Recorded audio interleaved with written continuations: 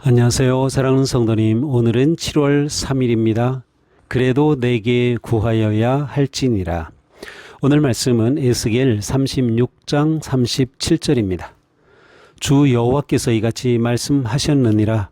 그래도 이스라엘 족속이 이같이 자기들에게 이루어 주기를 내게 구하여야 할지라. 내가 그들의 수효를 양떼같이 많아지게 하되. 아멘. 본문은 맑은 물로 정결하게 하시고 돌 심장을 부드러운 심장으로 바꾸시며 무너진 성읍을 에덴 동산처럼 재건하시겠다는 하나님의 약속 후에 선포된 말씀입니다. 하나님은 나 여호와가 말하였으니 이루리라 라고 하시면서도 그래도 그들에게 이루어 주기를 내게 구하여야 할지라고 기도를 요청하십니다. 이 말씀은 내가 그들의 기도로 움직여지기를 기뻐하겠다라는 뜻입니다. 온 우주의 통치자이시며 전능하신 하나님께서 인간의 간구에 의해 움직이는 분이 되시겠다는 것입니다. 하지만 이것은 기도로 하나님을 설득하여 하나님의 마음을 바꾸게 하신다는 뜻이 아닙니다. 하나님께서 이미 성취하시기로 작정하신 약속을 사람이 기도로 하나님을 의지하고 구할 때 현실로 이루신다는 말씀입니다. 기도는 이미 성취된 하나님의 약속을 실제화하는 믿음의 예전입니다.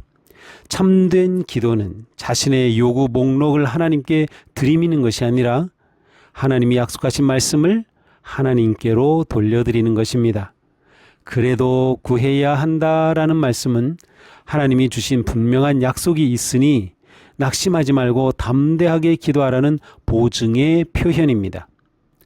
하나님의 확실한 약속이라도 우리가 해야 할 기도의 의무를 면제해 주지는 않습니다. 도리어 우리가 기도해야 할 강력한 근거가 됩니다. 주님은 우리의 기도를 통해 놀라운 계획을 이루시면서 우리를 하나님의 역사의 일꾼으로 세워주십니다. 이는 우리를 인격적으로 대하시는 주님의 놀라운 사랑과 은혜입니다.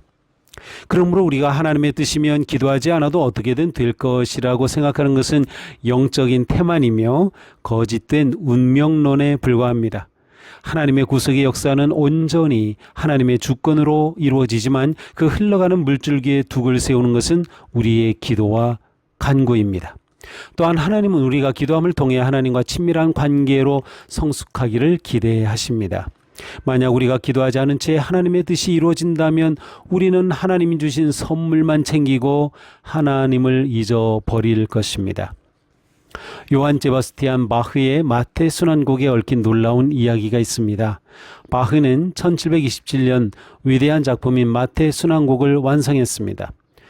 그리스도의 고난과 구속의 신비가 음악적 신학적으로 완벽하게 짜인 위대한 작품이었습니다.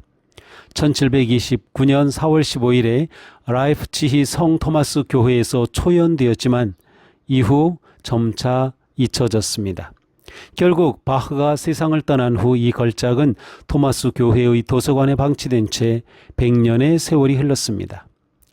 음악은 있었지만 세상은 알지 못했던 것입니다. 그러나 1829년 젊은 음악가 펠릭스 멘델스존이 우연히 이 악보를 발견하였습니다.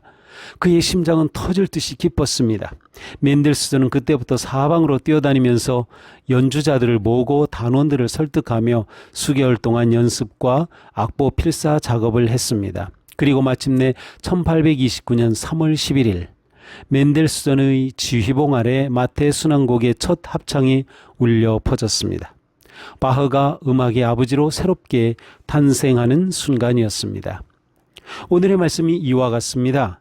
하나님의 구원과 회복, 부흥의 언약은 이미 완벽한 악보로 완성되어 있습니다. 그러나 실제로 연주되려면 하나님의 약속을 붙잡고 제단 앞에서 흘리는 기도가 있어야 합니다.